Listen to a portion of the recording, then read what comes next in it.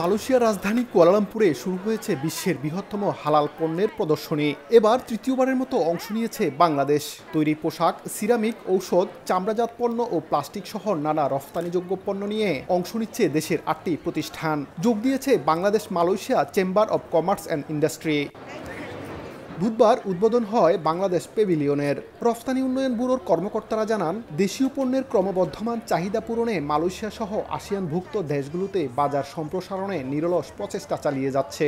Export promotion ব্যুরোর যে আমাদের যে ভিশন এবং মিশন আছে সেটা হলো ফ্যাসিলিটেশন। এই ফ্যাসিলিটেশনের একটা পার্ট হলো এই মেলাতে অংশগ্রহণ করা এবং যারা অংশগ্রহণ করে তাদেরকে ফ্যাসিলিটেট করা। ব্যবসা বাণিজ্য সম্প্রসারণে বাংলাদেশ হাইকমিশনের নানা উদ্যোগের কথা তুলে ধরেন ভারপ্রাপ্ত হাইকমিশনার। শ্রম বিষয়ে সম্পর্কের পাশাপাশি এই ব্যবসা বাণিজ্য ইনভেস্টমেন্ট এগুলো বাড়ানোর জন্য সরকার এবং দূতাবাস অসম্ভব মনোযোগ দিয়ে কাজ করছে। ভবিষ্যতে আরও বেশি সংখ্যক প্রতিষ্ঠান যাতে এ ধরনের মেলায় অংশ নিতে পারে তা নিশ্চিতে কাজ করছে রফতানি উন্নয়ন ব্যুরো ও হাইকমিশন। মোহাম্মদ আব্দুল কাদের, সময় সংবাদ, কুয়ালালামপুর, মালয়েশিয়া।